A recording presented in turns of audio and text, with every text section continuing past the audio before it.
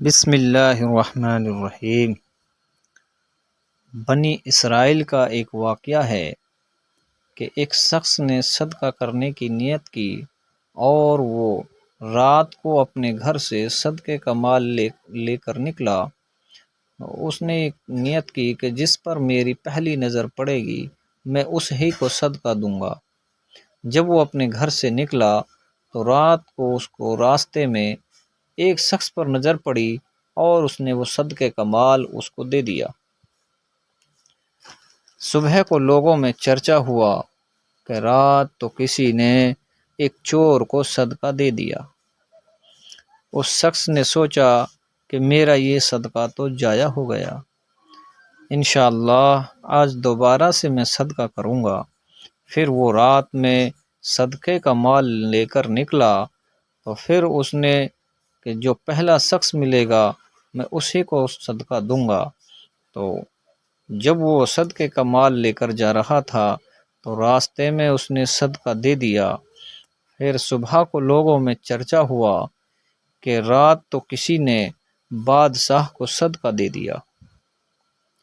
اب وہ شخص نے سوچا کہ میرا تو یہ صدقہ بھی ضائع ہو گیا، آج پھر سے انشاءاللہ میں صدقہ کروں گا، ہو سکتا ہے اللہ کو یہ قبول ہو جائے۔ پھر اس شخص نے صدقے کا مال لے کر پھر سے نکلا اور اس نے وہ صدقے کا مال ایک عورت کو دے دیا۔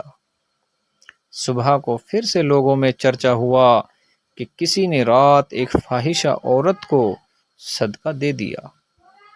اب وہ شخص نے سوچا کہ میرے تو تینوں کے تینوں صدقے ضائع ہو گئے۔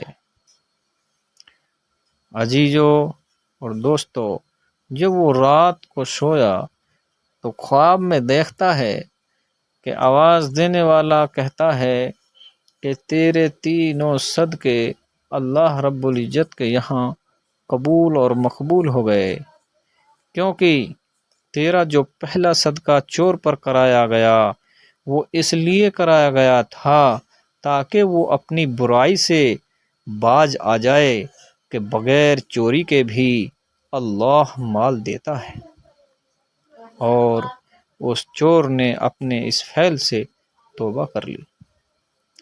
دوسرا جو صدقہ بادشاہ پر کرایا گیا تھا وہ اس لیے کرایا گیا تھا کہ وہ بادشاہ بھی سوچے کہ غریب لوگ تو صدقہ کرتے ہیں اور میں بادشاہ ہو کر بھی صدقہ نہیں کرتا، اس لیے اس نے بھی اپنے فعل سے توبہ کی اور لوگوں میں صدقے کا مال دینے لگا۔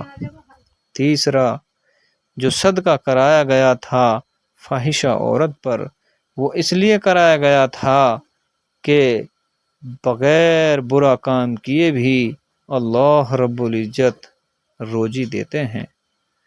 اس فاحشہ نے بھی اس برے فعل سے توبہ کر لی اور برے کام سے رک گئی کہ اللہ دینے والا ہے، بغیر برائی کیے بھی اللہ روزی دیتے ہیں، تو اس لیے آپ کے تینوں صدقہ کرائے گئے تھے کہ یہ اپنے فعل سے باز آ جائیں، اور اللہ رب العزت نے ان کو ہدایت دی اور وہ اپنے برے فعل سے باز آ گئے، اس لیے آپ کے تینوں صدقے قابل قبول اور اللہ رب العزت کی بارگاہ میں قبول ہو گئے۔ آمین۔